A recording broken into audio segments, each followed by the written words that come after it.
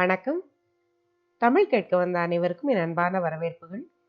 இன்றைய பகுதியில் நாம மூதுரையோட 3 முத்தான பாடல்களுக்கு பொருள் பார்க்க போறோம்.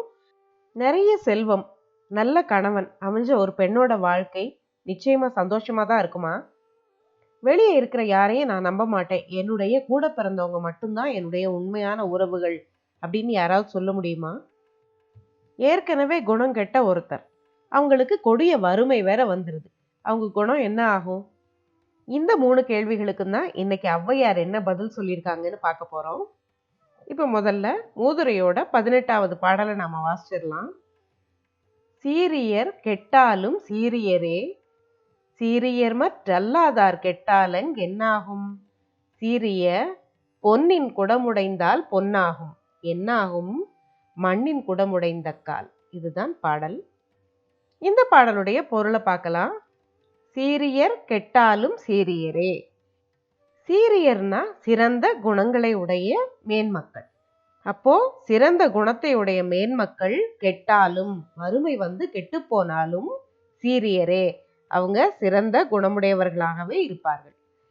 சீரியர் மற்றல்லாதார் கெட்டாலங் என்னாகும்.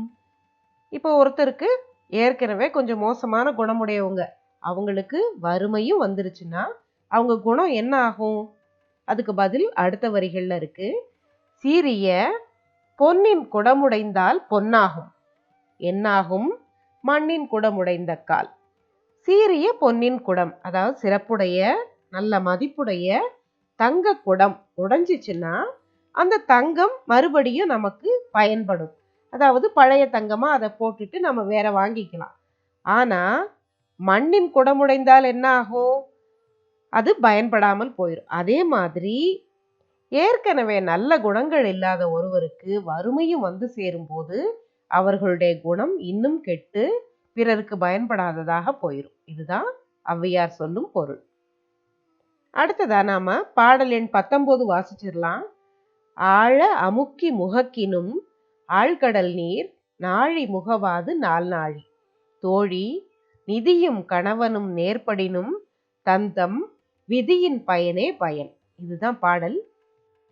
இந்த பாடலுடைய பொருள் என்ன அப்படின்னு பார்த்தோம்னா, ஆழ அமுக்கி முகக்கினும் ஆழ்கடல் நீர் நாழி முகவாது நாள் நாழி.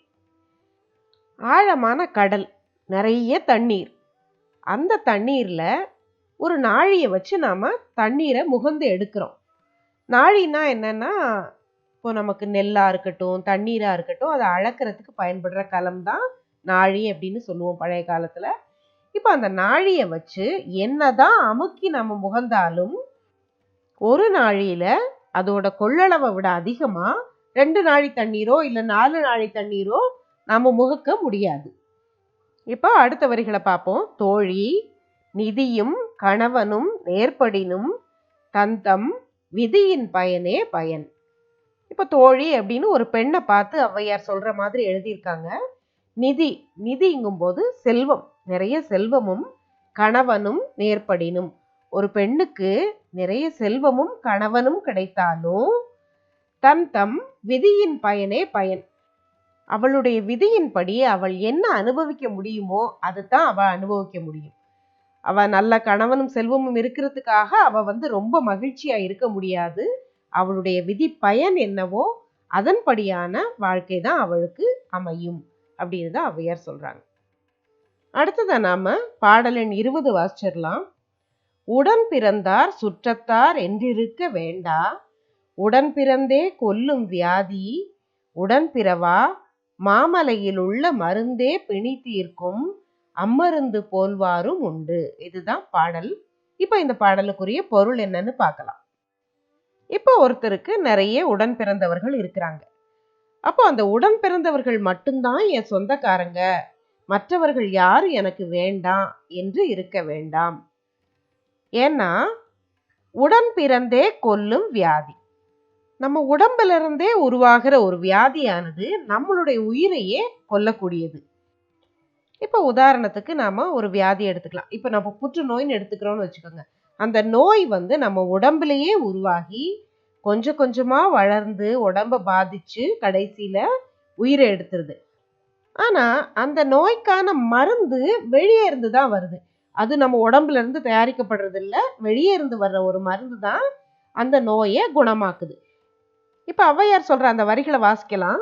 உடன்பிறவா மாமலையில் உள்ள மருந்தே பிணி தீர்க்கும் அம்மருந்து போல்வாரும் உண்டு.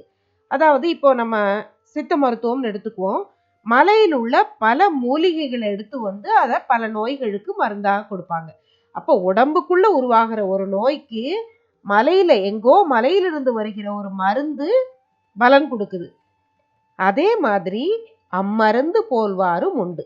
அந்த மருந்து மாதிரி வேற இடத்துல இருந்து வந்தாலும் நமக்கு உண்மையாக உதவி பயன் தரக்கூடியவர்கள் நிறைய பேர் இருப்பாங்க அப்படிங்கிறது தான் ஔவையாருடைய இந்த பாடலுடைய பொருள்.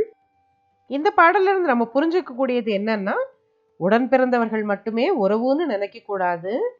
நம்முடன் பிறக்காத மற்றவர்களும், அதாவது அக்கம் பக்கத்துல இருக்கவங்களும் நம்ம பழகினவங்களும் மலையிலிருந்து வரும் மூலிகை நமக்கு மருந்தாவது போல அவர்களும் நமக்கு பல சமயங்கள்ல உதவுவார்கள் அப்படின்னு புரிஞ்சுக்கலாம்.